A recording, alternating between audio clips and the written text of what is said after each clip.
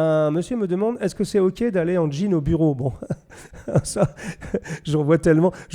Moi, je penserais plutôt, tu sais quoi, je vais poser la question inverse, est-ce que c'est toujours OK d'aller en costume au bureau? Non, qu'est-ce que tu penses du jean au bureau? Et puis, il y a un deuxième travail que les gens apprécient plus de nos jours, c'est la flanelle. Qu'on adore. Je crois qu'on est tous les deux en flanelle aujourd'hui. Oui, tout à fait. Voilà, mesdames, messieurs, voilà 2 costumes en flanelle. Je souhaite tellement qu'on résiste à cette avalanche de laideur autour de nous et cette avalanche de perte des codes, perte des codes sociaux, des codes moraux, etc., que j'ai quand même toujours l'impression qu'il faut que je dois combattre ici et combattre là. Tu me disais tout à l'heure que tu avais de plus en plus de jeunes gens qui venaient dans la boutique et qui faisaient de la musculation et qui même te posaient un problème parce qu'ils te disaient « Ah, faites attention, monsieur Scavini, comme je vais à la salle, je vais prendre un peu de volume, etc. » Alors, est-ce que tu t'es aperçu, toi, dans le monde du tailleur, que de plus en plus de jeunes gens faisaient de la musculation? Écoute, moi, ça fait 12 ans que je suis installé et c'est vraiment depuis 2 ans. Oui, 2 ans. Donc après le Covid, est-ce qu'il y a un rapport? Je ne sais pas.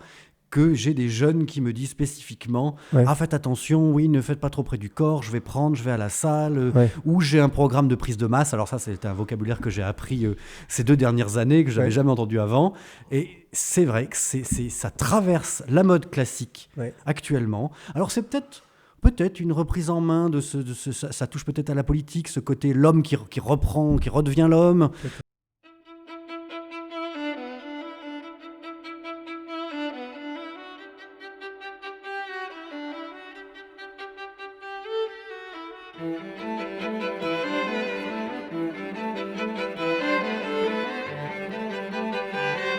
Mesdames, Mesdemoiselles, Messieurs, chers amis, chers abonnés, bonjour et bienvenue dans ce nouvel épisode de nos discussions sartoriales qui n'ont jamais aussi bien porté leur nom, puisque aujourd'hui, je veux avoir la joie d'avoir une discussion avec quelqu'un que vous commencez à bien connaître sur cette chaîne, puisqu'il s'agit de mon camarade et ami Julien Scavini, qui, comme vous le savez, intervient assez fréquemment sur cette chaîne, notamment avec ses chroniques que beaucoup d'entre vous apprécient. Donc c'est toujours un vrai bonheur d'avoir Julien parmi nous. Bonjour mon cher ami, comment vas-tu? Bonjour, merci Hugo de m'inviter. C'est toujours un vrai bonheur d'être ensemble. À chaque fois que je vais chercher Julien à la gare, je pense qu'il doit se passer à peu près 15 secondes avant que nous ne parlions chiffon, puisqu'après tout, c'est souvent le sujet qui nous réunit. Et donc aujourd'hui, Julien, on va faire un truc un peu différent tous les deux.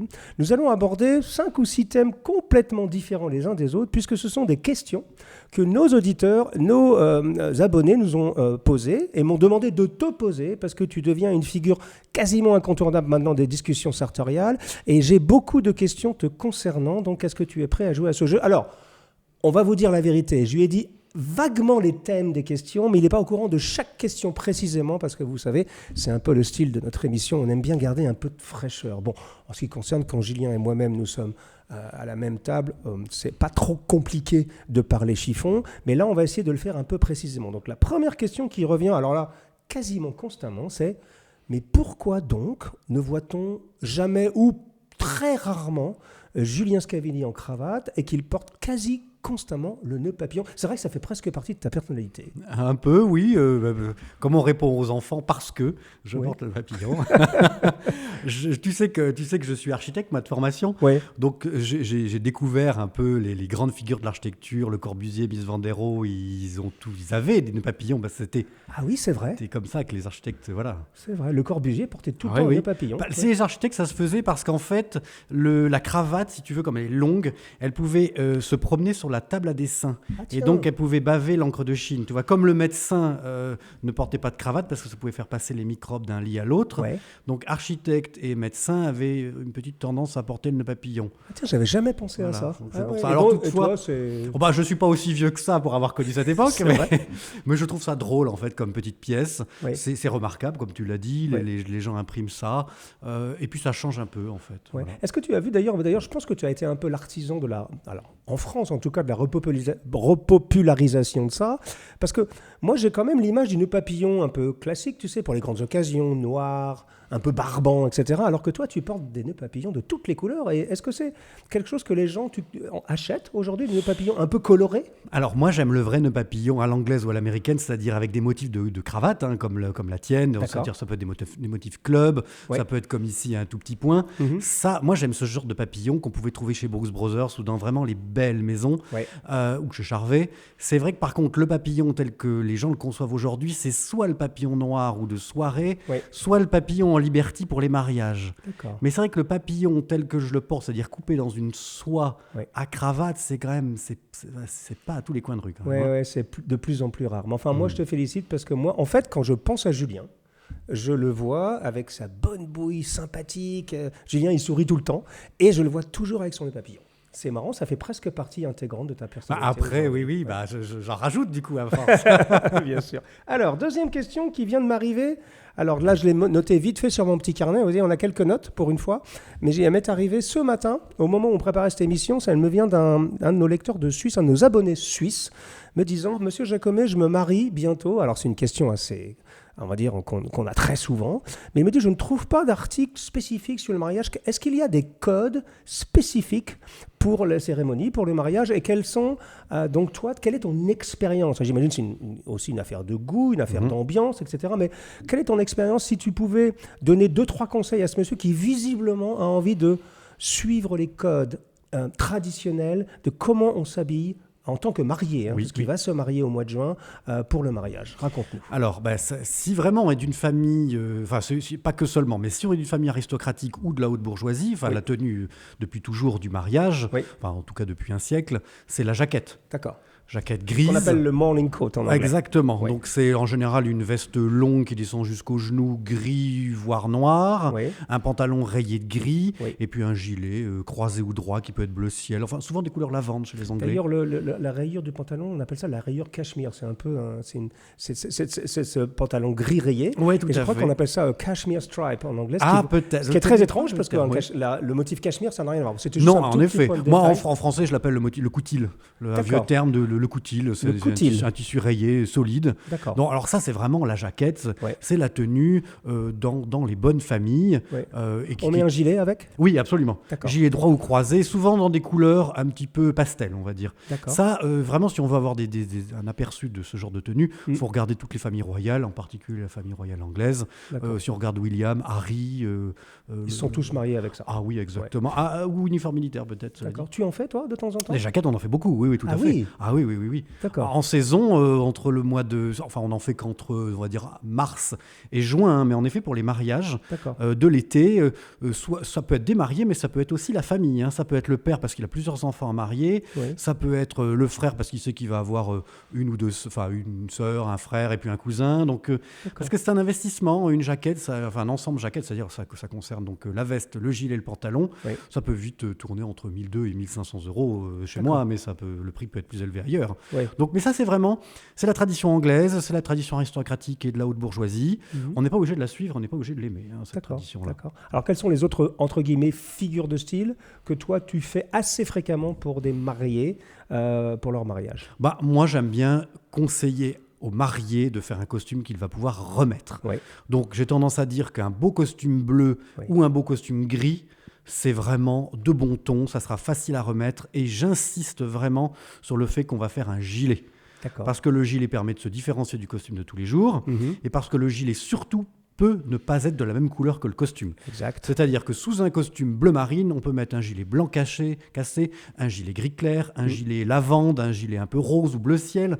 Et c'est-à-dire que sur un costume qui va être relativement sobre et facile à remettre et plaisant à remettre, on va apporter là une touche de fantaisie qui va être la touche de fantaisie du mariage. D'accord. Donc tu veux dire que si on prend ça un petit peu pour résumer ta pensée, d'ailleurs j'y avais jamais pensé, mais c'est très intéressant ce que tu dis. En fait, tu achètes un costume bleu ou gris que tu pourras aisément reporter dans la vie quotidienne, enfin aisément, ou en tout cas le porter dans des configurations business, un baptême, ou même au travail, peut-être tout simplement. Oui. Ajouter le gilet donc pour le mariage, ça ajoute un petit peu plus de formalisme et donc dans la vie quotidienne, tu n'es pas obligé de porter le gilet, donc tu as un costume qui est tout à fait portable. C'est ça ton idée ? Oui, absolument, tout à fait. Et le gilet, ça permet de différencier le marié au milieu de tout le monde.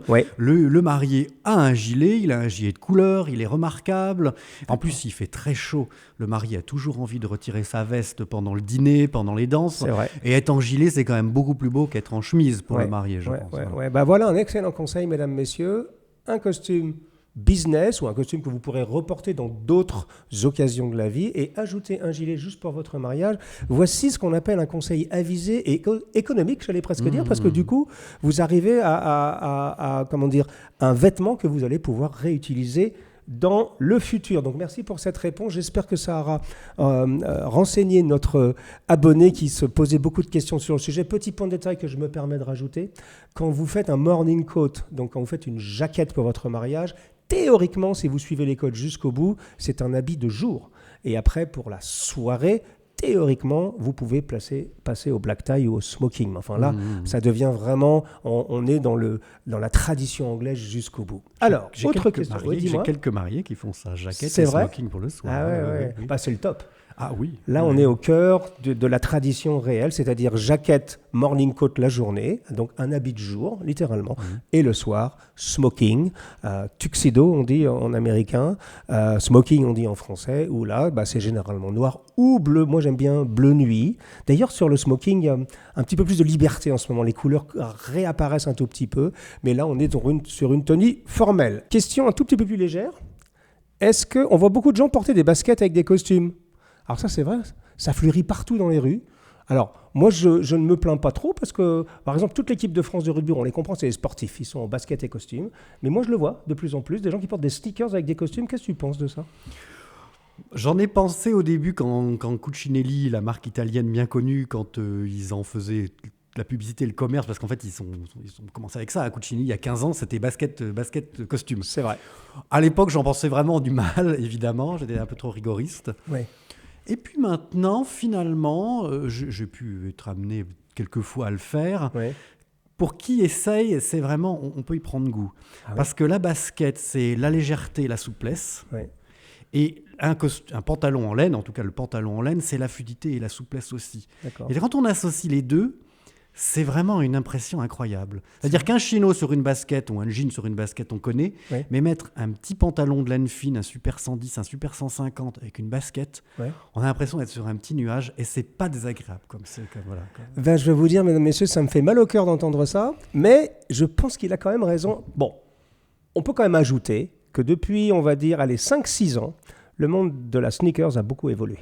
Et qu'aujourd'hui, je pensais, moi, que le monde du décontracté allait déteindre sur le monde sartorial. Je pense que c'est plutôt l'inverse qui s'est produit, c'est-à-dire que le monde sartorial du cuir est en train de déteindre énormément sur la sneakers. Et moi, j'ai vu des choses, on a vu ça avec nos habits de 7e largeur, avec Colin Court, avec Justin Fitzpatrick en fait aussi. Tous les gens, maintenant, tous les chausseurs traditionnels, font des baskets en cuir et de plus en plus intéressantes au niveau du design. Et regardons deux Italiens très très connus, l'Europiana avec sa chaussure à semelle blanche, qui était c'est une sorte de mocassin en réalité, qui est extrêmement belle, moi je trouve, avec un costume. Alors problème de la chaussette, faut-il ou pas une chaussette, le pantalon doit-il être court pour montrer la cheville, bon bref.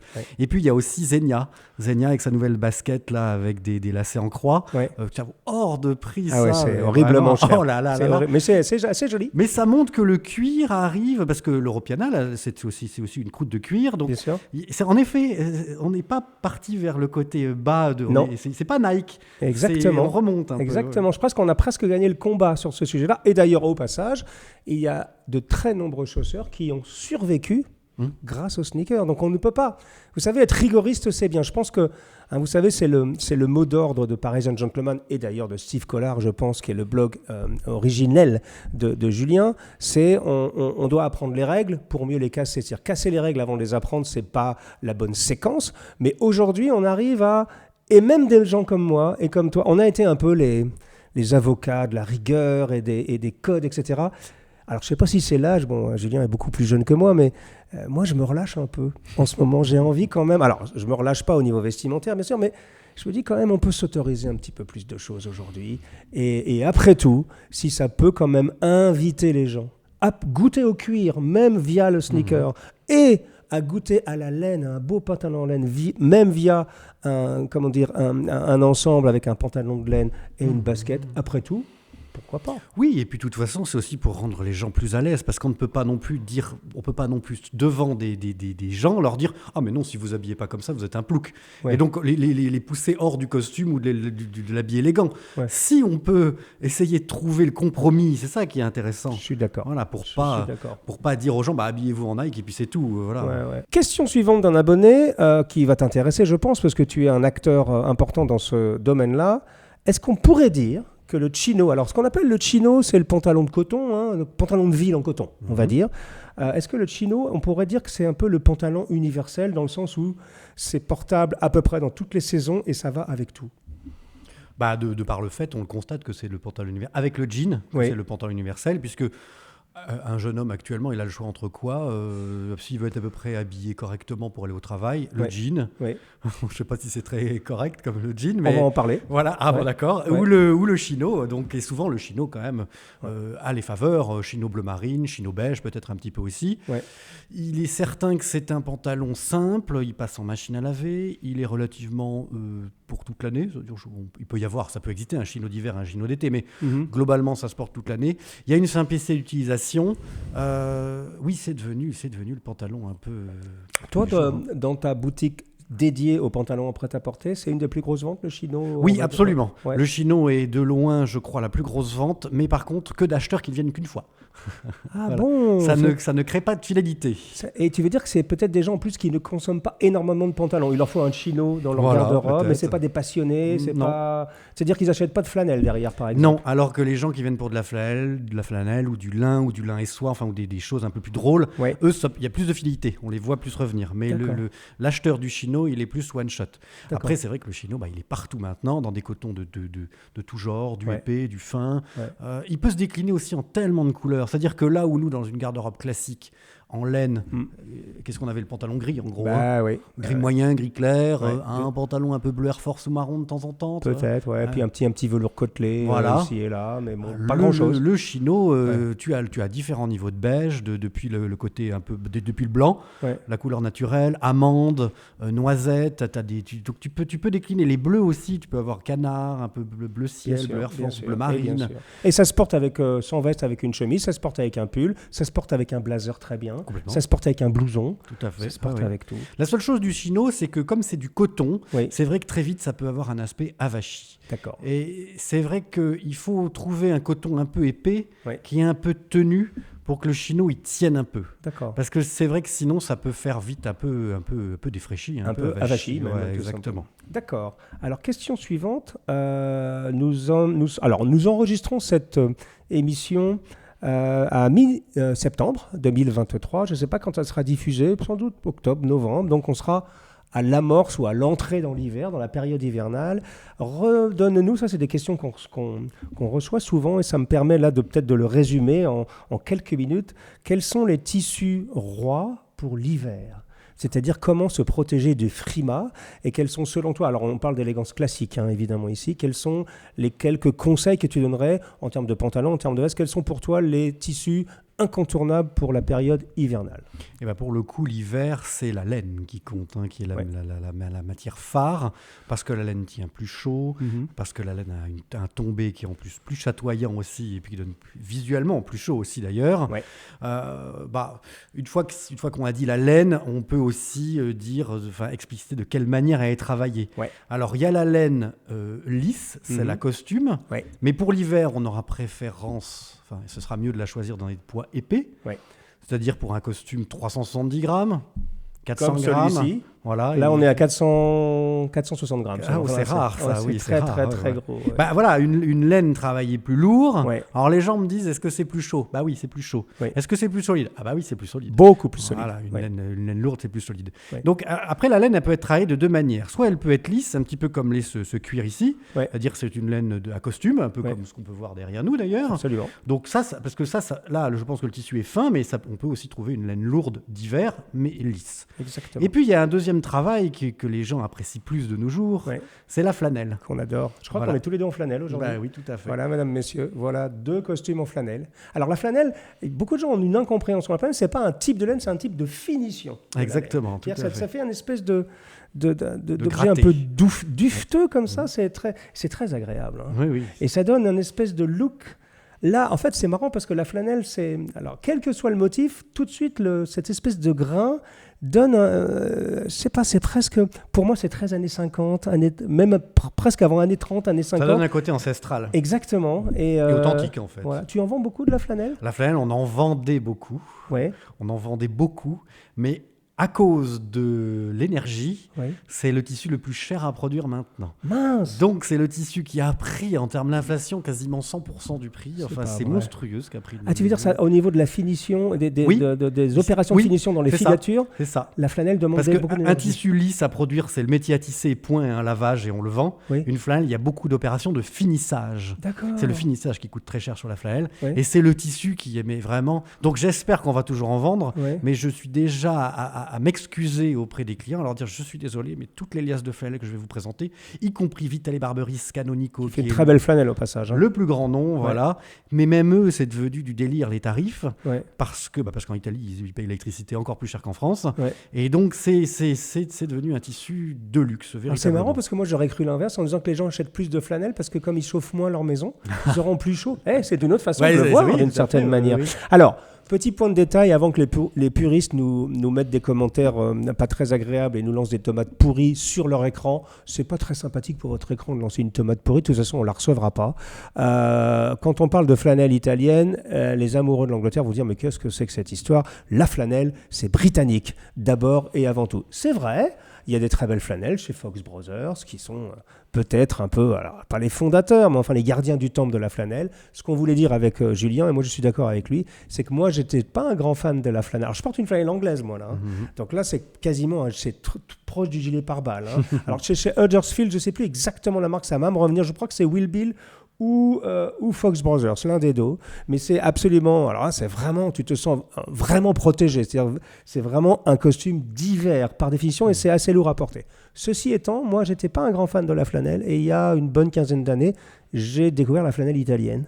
Et là, on avait le meilleur des deux mondes, c'est-à-dire ce sentiment un peu dufteux et quand même très protecteur thermiquement de la flanelle, mais avec une main italienne qui est beaucoup plus souple. Alors après, c'est deux écoles. Moi, j'aime bien les deux maintenant. J'ai la chance d'avoir une garde-robe relativement fournie, donc je peux avoir les deux versions de la flanelle. Mais c'est vrai que la flanelle italienne... Voilà, c'est juste une petite mise au point pour les puristes, que vous ne soyez pas, choqués que nous ne parlions que de flanelle italienne. La flanelle est une production de l'Europe entière. C'est une façon de travailler la laine au 19e. Exactement. Après, c'est vrai que dans les années 1950-1970, il n'y a plus que les Anglais pour en faire, parce que nous avons progressivement abandonné ça. Et heureusement que les Italiens ont sauvé la flanelle en faisant une nouvelle. Parce que s'il n'y avait plus que les lainiers anglais, les lainiers seraient morts. C'est parce que les Italiens ont donné ces lettres de noblesse pour le 21e siècle à la flanelle que les Anglais se sont mis à en refaire. Parce que Fox, il y a encore 20 ans... c'est vrai. Voilà. C'est vrai. Même si c'est une auguste maison que j'aime beaucoup par ailleurs, mais c'est un autre sujet. Mais il a totalement raison. Ce que j'aime bien avec Julien, c'est qu'il n'y a pas de langue de bois ici autour de cette table. Et ça fait un peu du bien parce que c'est des sujets un tout petit peu complexes. D'ailleurs, question qui va dans la suite de ce qu'on vient de se dire. Tu disais que les tissus italiens avaient pris énormément avaient beaucoup augmenté, notamment la flanelle. C'est la même chose en Angleterre, j'imagine ? Oui, les Anglais, ils ont à la fois l'énergie qui coûte cher chez eux, et le Brexit. Les droits de douane. Oui, ça devient difficile. Oui, travailler avec les tissus anglais, c'est compliqué maintenant. Quel dommage. Enfin, je veux dire, alors moi, je n'ai pas d'avis sur le Brexit, pour tout vous dire. C'est leur décision, c'est la démocratie, etc.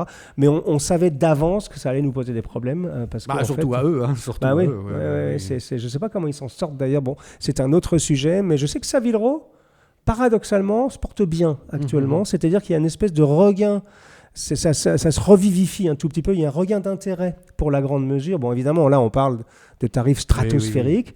Mais tout de même, il y a des maisons qui étaient un peu dans la difficulté et qui reprennent un peu du poil de la bête, si j'ose dire. Mais bon, c'est vrai que moi, j'aimais bien quand même, notamment dans le tweed, parce que le tweed, là, c'est carrément... Là, on est vraiment chez les Britanniques, on est chez les Écossais, etc. J'aimais beaucoup ça et je sais que c'est de plus en plus compliqué d'obtenir des beaux tweeds. Je préfère acheter des tweeds en Italie ou au Portugal. Je dois dire que c'est beaucoup plus simple déjà. Bien sûr. Alors, continuons notre petite série de questions. Alors, un monsieur me demande, est-ce que c'est OK d'aller en jean au bureau ? Bon, ça, j'en vois tellement. Moi, je penserais plutôt... tu sais quoi ? Je vais poser la question inverse. Est-ce que c'est toujours OK d'aller en costume au bureau ? Non. Qu'est-ce que tu penses du jean au bureau ? Je n'en pense. Moi, je n'aime pas porter le jean à titre personnel. Je n'en porte jamais. D'accord. C'est pas une matière que j'apprécie énormément. Ouais. Pour le coup, je préfère un chino. Enfin, vraiment un beau chino bleu marine, une belle bâche de coton. Après, le jean, ou le costume, si tu tournes la phrase à l'envers, ça dépend vraiment, j'ai envie de dire, de les hiérarchies. Ouais. Tout simplement. Si votre chef porte le costume, vous pourrez peut-être oser porter un costume. Ouais. Si votre chef est en jean basket, il ne faudra peut-être pas porter le costume, Ouais. à moins que ce soit une ambiance assez cool pour que vous puissiez le faire. Parce que j'ai pas mal de jeunes qui me racontent ça aussi. Hein. Ils viennent, ils me disent finalement, moi j'ai retiré la pochette parce que je me suis pris une réflexion de mon chef, machin, j'ose plus. Ouais. Donc il faut pas croire, mais il y a quand même une hiérarchie. Hein. Moi, j'ai jamais été salarié de ma vie, ou quasiment pas. Ouais. Donc je ne connais pas cette façon de travailler. Mais il est évident qu'il faut respecter les humeurs, les us et coutumes d'un endroit et qu'on s'habille tel que c'est prescrit d'une certaine manière. Voilà. Alors c'est triste. Ouais. C'est triste que ce soit le moins-disant qui l'emporte, en fait. Et que celui qui veuille être en costume ne puisse pas. On peut quand même s'habiller chic. Une jolie veste de tweed. Ouais. Un joli col roulé bien choisi. Voilà. On peut quand même arriver à faire des choses qui sont relativement low profile, qui ne se remarqueront pas trop, qui éviteront d'avoir des réflexions, tout en ayant sa propre patte. Je pense qu'il y a un moyen. Ouais. Mais après, on peut... le jean, de toute façon, bien sûr, le jean, il est partout. Donc, bien sûr qu'il est au travail. Hein. Alors, nous, c'est marrant parce que cette question-là nous évoque, c'est presque, on va dire, c'est presque les 2/3 des questions qu'on reçoit toute la journée. Alors, peut-être pas les 2/3, j'exagère. Mais c'est la question majeure, c'est comment faire pour pas choquer autrui quand on commence à s'habiller de manière classique. C'est-à-dire qu'il y a vraiment, on vit dans une société qui est très, alors les Anglais disent judgmental, c'est-à-dire qui est très, tout le monde juge tout le monde. Et aujourd'hui, c'est vrai que alors moi j'ai fait des émissions, on va vous mettre les liens, j'ai même appelé ça l'échelle de progression sartoriale, allez-y doucement, commencez par peut-être un petit blazer, ou ne serait-ce qu'un pantalon de ville, et puis ajouter une pochette, et puis commencer à gérer et à habituer votre environnement. Mais par contre, ce qui est très intéressant, c'est que si on renverse totalement la proposition, j'ai beaucoup de témoignages sur la chose inversée, c'est-à-dire de dire que quand on arrive à tenir le coup et à s'habiller de la manière qu'on souhaite s'habiller, en l'occurrence, nous, le sujet qui nous préoccupe ici et qui nous occupe, c'est l'élégance classique, eh bien, ça devient parfois extrêmement contagieux pour les autres. Dans un bureau, oui. Ouais, et c'est vrai, et moi je l'ai vu, j'ai reçu un jeune avocat récemment, je reçois des témoignages de ça en disant « mais c'est marrant, monsieur Jacobin, parce que une fois qu'on a passé la première vague de tomates et de remarques, aura des pâquerettes, tu vas à un mariage, enfin on les connaît tous celles-ci, et en fait... J'ai l'impression que je radote, mais c'est tellement la réalité. C'est-à-dire, tu veux la place du boss, tu es ambitieux, etc. Et ben, une fois que tu as passé cette première salve, généralement, tu as tendance à avoir de l'impact sur les autres. Un petit peu, oui. Et il y a des gens qui me disent ça, que tiens, ils se disent, tiens, mais même mon patron, il a essayé une cravate. Ah, oui, alors qu'il n'en avait jamais porté. Il y en avait un. J'ai eu un client, c'était l'année dernière, je crois. Je ne sais pas quel poste il occupe dans un grand groupe de la défense. Ouais. Et il m'expliquait que à midi, il y avait un déjeuner comme ça, un peu prévu de dernière minute. Je ne sais plus si c'était un déjeuner à l'Automobile Club ou tu sais, dans un cercle un peu comme ça. Ouais. Bon, la personne en question étant client, c'est quelqu'un qui a l'habitude de la cravate. Et il m'a expliqué comment, sur le moment, il avait avec lui un stagiaire ou peut-être un jeune, un junior qui était là et qui était sapé, qui avait une cravate. Et ça l'avait marqué. Ouais. Et il m'a expliqué comment, en fait, il avait un déjeuner d'affaires la dernière minute, mais il a pris ce jeune. Ouais. Il lui a dit, tiens, viens avec moi. Il avait une cravate. Donc, en fait, l'habit était là, lui permettant d'accéder comme ça à un petit sérail où s'il avait été en jean basket, ouais. Le patron lui aurait pas dit viens avec moi déjeuner avec ce prospect, et voilà. Donc c'est l'occasion qui a fait le larron. Ouais. Donc ça peut aussi exister de tenter un peu sa chance. Voilà, évidemment, ça ne va pas à tout le monde. Hein, ça. Non, ça va pas à tout le monde, mais tu vois, je pense que le risque est en train de s'amenuiser. J'ai l'impression aujourd'hui. Moi, j'ai beaucoup de gens qui me disaient, vous comprenez, moi je travaille dans une start-up. Si j'arrive avec un costume 3 pièces, les gens vont se marrer d'une certaine manière. J'ai quelques clients qui viennent en me disant vous savez, j'ai changé de travail et je dois reporter le costume, je viens refaire des costumes. Tiens. On m'en parle de ça, c'est quelque chose que j'entends quelques fois. Ça. Ouais. Que Dieu t'entende, parce que là, enfin, tu sais, moi je pense quand même, alors il me reste encore 1 ou 2 questions et on va conclure cette émission, je pense quand même que, alors, évidemment, nous on est immergés là-dedans. Moi, je suis un peu le... Tu sais, je suis un peu le Don Quichotte de l'élégance classique, c'est-à-dire que je souhaite tellement qu'on résiste à cette avalanche de laideur autour de nous et cette avalanche de perte des codes, perte des codes sociaux, des codes moraux, etc., que j'ai quand même toujours l'impression qu'il faut que je dois combattre ici et combattre là et que je dois ramener un peu de morale dans tout ça. Mais quand même, j'ai l'impression, alors c'est peut-être un tout petit signal sur l'électrocardiogramme plat, qu'il se passe 2-3 petites choses, ou en tout cas que notre communauté est en train de grandir, et qu'il y a de plus en plus de jeunes gens qui, peut-être justement par réaction et presque par envie de réaffirmer leurs différences, embrasse un peu cette démarche. Alors, je ne sais pas si toi tu le vois encore, c'est peut-être encore un petit peu tôt, mais il y a quelque chose qui est en train de se passer. Il y a, parce que tout simplement, il y a de plus en plus de pauvres et de plus en plus de riches, et que ça se vide au milieu, et qu'en fait, les gens qui ont de plus en plus d'argent montrent aussi la voie avec de plus en plus de marques élégantes.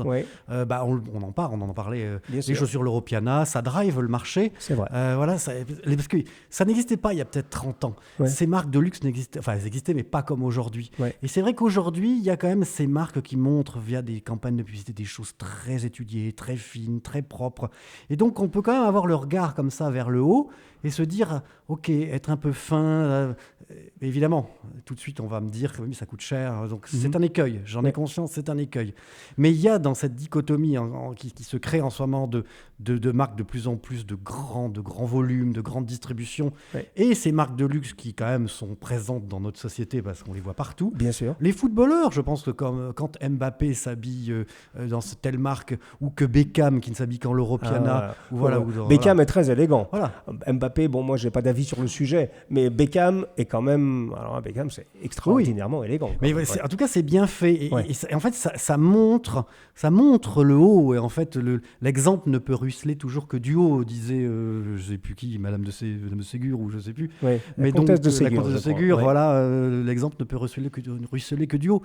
Donc, ça donne quand même une intuition sur qu'est-ce qui peut être beau, qu'est-ce qui peut être bien, qu'est-ce qui peut être bon aussi, parce qu'un joli vêtement, c'est pas la peine d'avoir 10 pulls peut-être, mais ça on l'a dit 100 fois, il suffit d'avoir 2 jolis pulls, ça peut déjà suffire. Donc il y a un petit quelque chose, mais qui est lié quand même, je pense, à ce gros mood de dissociation des deux couches. Et c'est vrai que le luxe ayant de plus en plus de force et d'attrait, ça retombe un petit peu, et nous on est content parce qu'on est dessous et on récupère des paillettes. Exactement.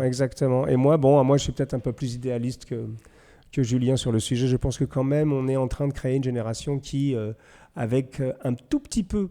Moi je pense que si on est futé, et si on y consacre un peu de temps, on peut quand même réussir à s'habiller de manière élégante sans dépenser trop d'argent, mais il faut y consacrer du temps, il faut chiner, il faut fouiller, il faut se renseigner, etc. On ne parle pas évidemment des gens qui n'ont pas le temps et qui ont besoin de faire des choses comme ça. Et même quelqu'un qui va chez Devred ou chez Burton, qui sont 2 marques françaises assez peu chères, ils peuvent trouver quelque chose de joli, en faisant bien les choses. 2-3 pantalons bien sélectionnés, quelques jolis même pulls. si ça ne va pas leur durer plus d'1 ou 2 saisons, ça c'est de la très bonne qualité. Mais effectivement, il y a quand même des opportunités. Alors, en parlant de pantalons, j'ai une question.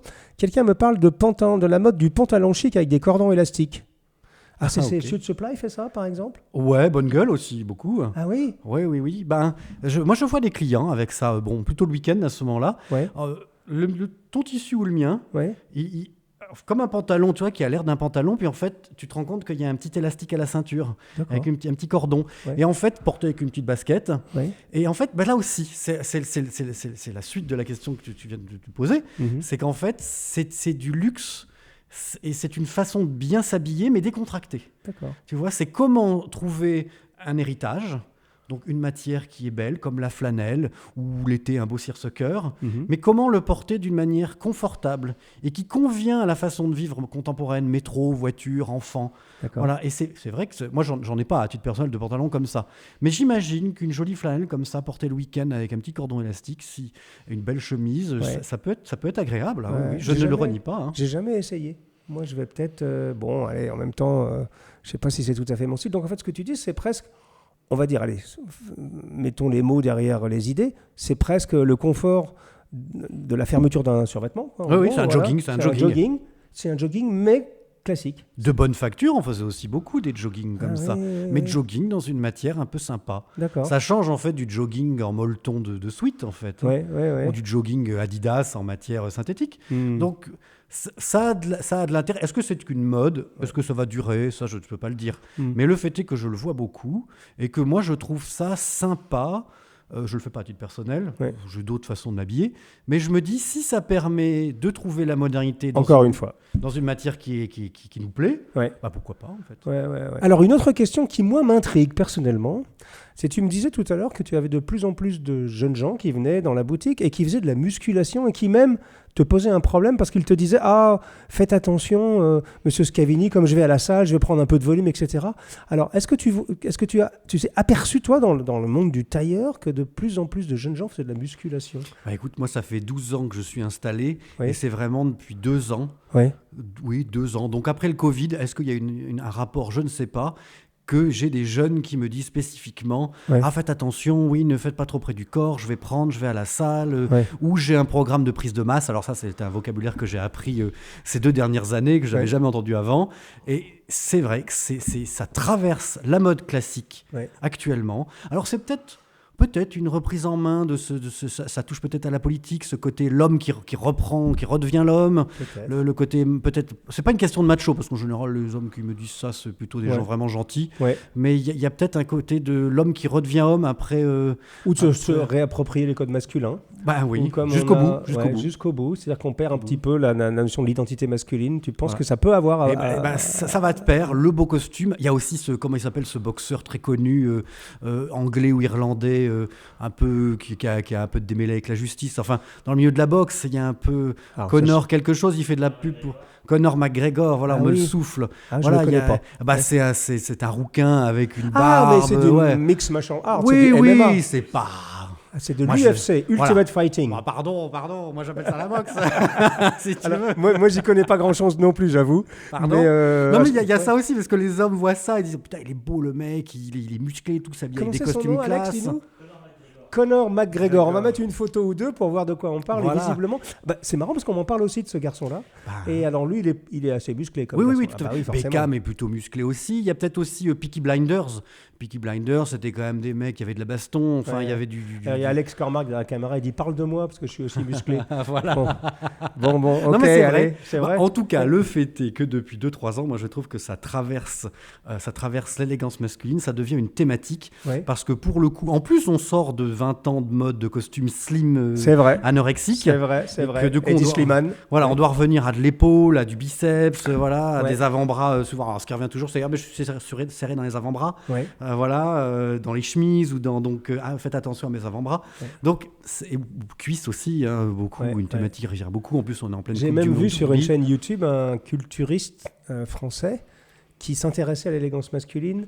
Alors, je me souviens pas de son nom. On va vous mettre à l'écran Matala, je crois, ou Stéphane Matala, voilà. Et d'ailleurs, j'ai reçu au moins une quinzaine de messages me disant mais invite cette personne-là parce que il a des choses à dire sur l'élégance classique. Et en même temps, dans le milieu du sport, moi je vois ça avec beaucoup d'intérêt.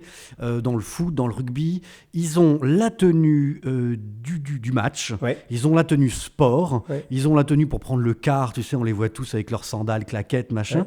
Et pour la conférence de presse, le costume. Et les sélectionneurs, le costard, le manteau dans les loges, le manteau et tout dans le rugby, dans le foot. Alors je crois que c'est Smalto qui fait les costumes de l'équipe de France de football.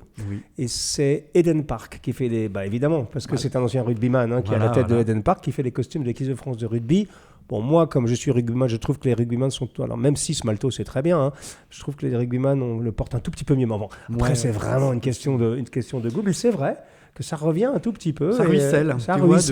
Du monde du sport. Comme quoi, tout n'est pas totalement perdu. Non. Alors, question, nous arrivons on a parlé des tissus. Maintenant, j'ai une question en me disant, est-ce qu'une veste épaisse peut avantageusement remplacer un manteau ? Alors, c'est vrai que je pense que compte tenu des saisons que nous traversons, nous sommes actuellement en septembre, fin septembre. Il fait beau. Il fait beau, il fait un peu Alors là, chaud. regardez, mesdames, messieurs, vous voyez, pour la beauté du geste, on est venus tous les deux en flanelle. Mais il fait 25, 26 degrés dehors.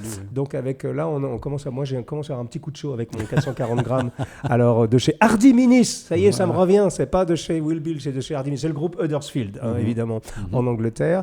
Donc là, on s'est mis. Moi, j'ai une veste très très épaisse. Toi aussi, tu as une flanelle. Est-ce que une veste épaisse comme la mienne pourrait remplacer avantageusement un manteau ? Comme la tienne, oui, je pense. Parce que de toute façon, maintenant, les poids de manteau italiens, c'est 500 grammes. Même les Anglais, ils suivent un peu le mouvement, font pas des poids parfois de manteaux très lourds. Ouais.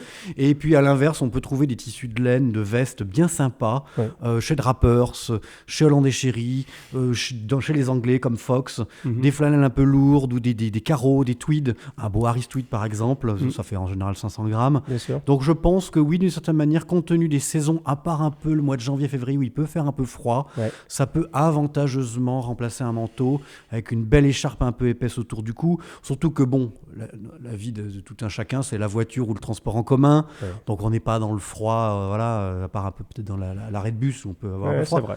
Donc je pense qu'une très jolie veste dans un tissu épais peut avantageusement... Ou même un beau tweed, par exemple. Une belle veste en tweed. T'as pas besoin de mettre de manteau par-dessus. Non, exactement. Même si moi, je vous avoue, mesdames, messieurs, que c'est un des avantages majeurs de l'hiver, c'est que j'adore mettre mes manteaux. Les costumes, parce que c'est, je sais pas, on ça se sent protégé, etc. En parlant de manteau, il y a une de tes chroniques où tu parlais du duffel coat récemment sur les discussions sartoriales. Et donc, ça a amené quelques questions de gens en disant, mais si moi je démarre, j'ai pas de manteau, etc., est-ce que c'est une bonne option le duffel coat ou vaut mieux que j'aille vers un caban ou vraiment vers un par-dessus? Est-ce que tu as un avis sur le sujet? Parce que c'est vraiment des styles très différents. Oui, complètement, c'est surtout ça avant. Parce que le caban, on est un tout petit peu dans une esthétique à la Dior, un peu bleu marine, un peu urbaine, un peu sobre, court en plus. Donc c'est pour ça que je dis urbain. Le caban, on est déjà un peu plus long. Pardon, pas le caban, le duffel coat est un peu plus long. Duffel coat, on est un petit peu instituteur socialiste pour moi. Enfin, je rigole, excusez-moi, j'ai pas pu pas. Non mais c'est vrai, non mais j'oserais pas, mais c'est vrai. Éternel adolescent. Étudiant, bah oui, donc étudiant socialiste, forcément. Je rigole. Mais c'est vrai que dans les amphithéâtres, écoutez, excusez-moi mesdames, messieurs, ça, j'ai rien contre les socialistes, mais c'est que j'ai l'image, moi, j'avais un prof de philo qui était un mec de gauche et que j'adorais, par ailleurs, qui était un type exceptionnel, qui m'a fait aimer des choses assez, assez obscures, quoi. Les essais de théodicée de Leibniz, enfin, pas des choses qu'on étudiait vraiment fréquemment. Et il avait toujours un duffel coat. Et j'ai toujours l'impression qu'il était encore étudiant, quoi, d'une certaine manière. Et alors, vous savez, le duffel coat, on va vous mettre une image, c'est ce truc avec ses fermoirs en corne un peu particulier qui fait que tu as... Et une capuche, généralement. Oui, absolument. Une capuche, et donc ça fait le rend pratique. Pardonnez-moi la seule chose, c'est que je ne suis pas convaincu, je ne sais pas où on peut trouver un beau duffel coat maintenant. Il y a 3-4 ans, c'était à la mode. On en parlait sur les plateformes sartoriales. Il y avait une envie du duffel coat. Et maintenant, je ne saurais pas trop dire où on trouver un beau... Il y a cette marque anglaise là, qui est spécialisée dans le duffel coat. Oui, Private White VC fait peut-être ça aussi. Après, c'est vrai que maintenant, on a basculé aussi beaucoup dans l'univers de la doudoune, de la matière artificielle. Pour rebondir et revenir à l'idée de la veste en tweed épaisse, ça permet aussi éventuellement de se passer de la Canada Goose, en gros, de la doudoune épaisse qui est trop chaude en tout plus pour nos contrées. Parce qu'avec une veste en tweed, on peut se contenter d'avoir un impair, un kawaii, tu vois, un truc un peu léger qu'on pourrait mettre par-dessus la veste en tweed, mais qui serait vraiment pour couper de l'eau et un peu du vent. Mais et dans le cadre des faibles froids qu'on a ou des petites chaleurs qu'on a, une veste de tweed peut convenir. Donc en fait, au lieu d'avoir une Canada Goose, j'ai envie de dire, une veste en tweed et un kawaii, c'est très bien. Alors moi, s'il y a une chose que je n'ai jamais eue et que je n'aurais... Alors je ne sais pas, on peut jurer de rien, bien évidemment, c'est une doudoune. Je ne supporte pas cette chose-là. Alors peut-être parce que je suis un tout petit peu snob au niveau de ma ligne. Je trouve vraiment ça boudine, quoi, au sens propre comme au sens figuré. Et puis en plus, alors, vous savez, on nous fait pas mal de procès en disant oui, la laine, les moutons, les pauvres moutons, la laine... Canada Goose, mesdames, messieurs, c'est des oies, je crois, des plumes d'oie à l'intérieur. C'est surtout des matières artificielles à fond. Je suis pas sûr que ça soit vraiment comparable. Moi qui fais du scooter à Paris pour aller de chez moi à ma boutique. Doudoune. Ah bah oui, parce que le manteau, c'est épouvantablement froid l'hiver parce que ça traverse ici en fait, avec la vitesse. C'est vrai. Bon, allez, on va pas se battre sur le sujet, mais moi personnellement, je suis pas un doudoune, même si on a une marque, je sais pas si c'est français ou suisse. Moncler, c'est français ou suisse? Non, Moncler, c'est italien. Italien, enfin bref, qui a fait fortune. On a Pyrenex ici ou Fusalp. D'accord. Ah, Fusalp existe encore? Oui. Fusalp, c'était les pantalons de ski. Oui, mais ils font toute la garde-robe. Ce sont des héritiers Lacoste, je crois, Fusalp. Bien, merci beaucoup, Julien, pour cette discussion passionnante comme à l'accoutumée. Alors, je ne peux pas m'empêcher de faire une petite mise au point pour conclure cette émission. Il y a 2-3 émissions, tu sais, dans les chroniques que tu fais chez nous. Parfois, on les diffuse seuls, parfois, on les diffuse groupés par 3. Et d'ailleurs, les gens préfèrent ce format-là. Tu avais parlé du caban. je crois. Et enfin, j'en suis sûr même. Et à un moment, tu fais l'éloge du Caban et tu racontes l'histoire, les références historiques, etc., etc. Et j'ai eu un commentaire d'un jeune garçon assez véhément en disant « Ah, ah, ah, monsieur Scavini copie l'encyclopédie Wikipédia ». Alors, quand tu vas sur la page de Wikipédia, en fait, c'est Wikipédia qui te cite. Donc, alors voilà, mesdames, messieurs, je voulais vous dire, avant de balancer des choses comme ça, renseignez-vous un tout petit peu, puis lisez les bas de page, tout simplement sur Wikipédia, au lieu d'accuser Julien, qui est quand même un grand connaisseur de la chose sartoriale, qui fait ses chroniques sur le Figaro depuis très très longtemps, et qui est presque un savant sur le sujet, regardez en bas de page, et pour cette fois-ci, il se trouve que c'est plutôt Wikipédia qui avait copié Scavini, ou qui s'était inspiré de Julien Scavini pour traiter du sujet. Je vous rappelle que Wikipédia n'est pas une encyclopédie de savants, mais c'est une encyclopédie publique dans laquelle tout le monde peut participer à l'élaboration des articles. Merci Julien pour ta visite. On se voit tout bientôt.